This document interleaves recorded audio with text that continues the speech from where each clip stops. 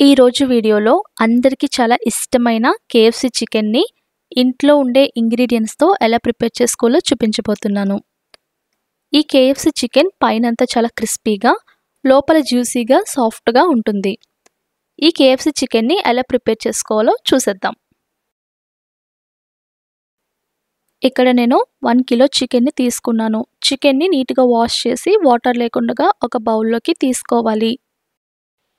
చికెన్ని పెద్ద పీసెస్గా కట్ చేయించుకుని దానికి ఘాట్లు పెట్టించి తీసుకున్నాను. సేమ్ ప్రాసెస్ని మనం చిన్న పీసెస్తో కూడా ప్రిపేర్ చేసుకోవచ్చు. ఇప్పుడు మ్యారినేషన్ ప్రాసెస్ ఏంటో చూసేద్దాము.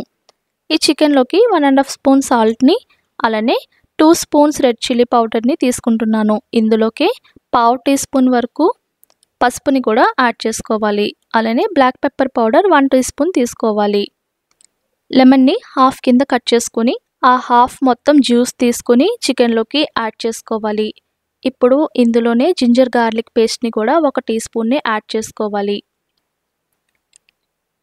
ఒక హాఫ్ ఆనియన్ని మిక్సీ చేసుకొని ఆ జ్యూస్ 1.5 టీ స్పూన్స్ని యాడ్ చేసుకోవాలి. ఇన్ కేస్ మీ దగ్గర ఆనియన్ పౌడర్ కనుక ఉంటే 1 స్పూన్ని యాడ్ చేసుకోవచ్చు. ఇప్పుడు ఇందులోకి ధనియాల పొడి 1.5 టేబుల్ స్పూన్ని తీసుకోవాలి. అలానే జీలకర్ర పొడిని 1 టీ స్పూన్, గరం మసాలా పొడిని 1/2 టీ స్పూన్ని తీసుకోవాలి. ఈ మసాలా అంతా కూడా చికెన్కి బాగా పట్టించేలాగా కలుపుకోవాలి. ఇలా కలిపి పెట్టుకున్న చికెన్ని కనీసం 3 అవర్స్ అయినా మనం మ్యారినేషన్ చేసుకుని పక్కన పెట్టుకోవాలి. ఒకవేళ మీకు కుదిరింది అంటే ముందు రోజు నైట్ దీన్ని ఇలా ప్రిపేర్ చేసుకొని నెక్స్ట్ డే కనుక యూస్ చేసుకున్నట్లయితే చికెన్ అనేది చాలా టెండర్గా, సాఫ్ట్గా, జ్యూసీగా ఉంటుంది. 3 అవర్స్ తర్వాత చికెన్ మనకి మ్యారినేషన్ అనేది అయిపోయింది. ఇప్పుడు నెక్స్ట్ కోటింగ్ ప్రాసెస్ ఏంటో చూసేద్దాం. ఒక బౌల్లోకి 2 కప్స్ వరకు మైదా పిండిని తీసుకోవాలి.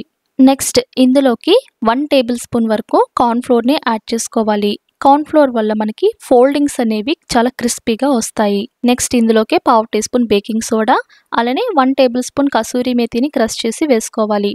ఇందులోకి 1 టీ స్పూన్ వరకు గార్లిక్ పౌడర్ని వేసుకోవాలి. ఒకవేళ లేకపోతే స్కిప్ చేసేయండి. నెక్స్ట్ ఇందులోకి 1 స్పూన్ బ్లాక్ పెప్పర్ పౌడర్, అలానే 1 స్పూన్ సాల్ట్, 1 స్పూన్ కారం కూడా వేసుకుని వీటన్నిటిని ప్రాపర్గా మిక్స్ చేసుకోవాలి.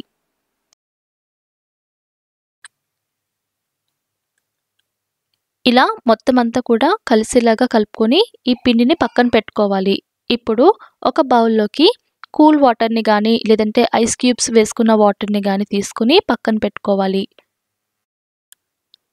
ఇప్పుడు ఒక చికెన్ పీస్ని తీసుకొని మైదా పిండిలో వేసి రోల్ చేసుకుంటూ ఒత్తుకుంటూ మైదా పిండి అంతా చికెన్ పీస్కి ప్రాపర్గా కోట్ అయ్యేలాగా చూసుకోవాలి. దాని తర్వాత పక్కనే ఉన్న కూల్ వాటర్లోకి డిప్ చేసుకోవాలి. ఈ చికెన్ని ఒక హాఫ్ మినిట్ వరకు డిప్ చేసుకున్న తర్వాత పక్కనే ఉన్న మైదా పిండిలో సెకండ్ కోటింగ్ అనేది చేసుకోవాలి. ఇలా రోల్ చేసుకుంటూ ఒత్తుకుంటూ మైదా అంతా కూడా ప్రాపర్గా కోట్ అయ్యేలా చేసుకొని ఈ చికెన్ పీస్ని ఇలా దులుపుకోవాలి. అలా దులపడం వల్ల మనకి ఫోల్డింగ్స్ అనేవి వస్తాయి. అలానే సెకండ్ పీస్ కూడా తీసుకొని సేమ్ ప్రాసెస్ని రిపీట్ చేసుకోవాలి. ఇక్కడ మనకి KFC స్టైల్లో మనకి చికెన్ రావాలంటే కోట్ చేసుకున్న తర్వాత చికెన్ పీస్ని ఇలా దులిపినట్లయితే మనకి ఆ పైన ఫోల్డింగ్స్ లేయర్స్ అనేవి వస్తాయి. నెక్స్ట్ ఒక బాండీలో డీప్ ఫ్రైకి సరిపడిన ఆయిల్ని వేసుకొని మీడియం ఫ్లేమ్లో దీన్ని మరిగించుకోవాలి. ఇన్ కేస్ ఫ్లేమ్ కనుక హైలో పెట్టినట్లయితే చికెన్ వేయగానే పైన లేయర్ అనేది తొందరగా ఫ్రై అయిపోయే ఛాన్సెస్ ఉంటుంది. అందువల్ల మీడియం ఫ్లేమ్లో ఆయిల్ని మరిగించుకొని ఇలా కోట్ చేసుకున్న చికెన్ పీసెస్ని వేసుకొని మీడియం ఫ్లేమ్లోనే కుక్ చేసుకోవాలి. మనం తీసుకున్న బాండీకి తగ్గట్టుగా చికెన్ పీసెస్ అనేవి వేసుకొని ఫ్రై చేసుకోవాలి. ఇక్కడ నేను 2 పీసెస్ వరకు వేసుకొని మీడియం ఫ్లేమ్లో 10 to 12 మినిట్స్ వీటిని ఫ్రై చేసుకుంటున్నాను. అలానే మనకి కరెక్ట్గా కలర్ రావడం కోసం ఆయిల్లో పూర్తిగా చికెన్ పీస్ అనేది డిప్ అవ్వాలి. అప్పుడే మనకి మంచి కలర్ అనేది వస్తుంది. వన్స్ ఈ చికెన్ పీసెస్ ఫ్రై అయిపోయిన తర్వాత తీసి పక్కన పెట్టేసి నెక్స్ట్ బ్యాచ్ కూడా తీసుకుని సేమ్ ప్రాసెస్ రిపీట్ చేసుకుని మైదా పిండిలో రోల్ చేసి అప్పటికప్పుడు ఆయిల్లో వేసుకోవాలి.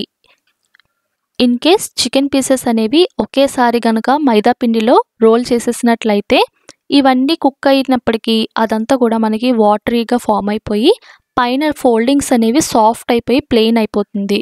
మనకి ప్రాపర్గా కోట్ అనేది రాదు. అందువల్ల అప్పటికప్పుడు మనం రోల్ చేసుకొని హాట్ ఆయిల్లో ఫ్రై చేసుకోవాలి. చికెన్ పీసెస్ ఫ్రై అయిపోయిన తర్వాత ఇలా స్టాండ్ పైన కానీ లేదంటే హోల్స్ ఉన్న గిన్నెలోకి కానీ తీసుకోవాలి.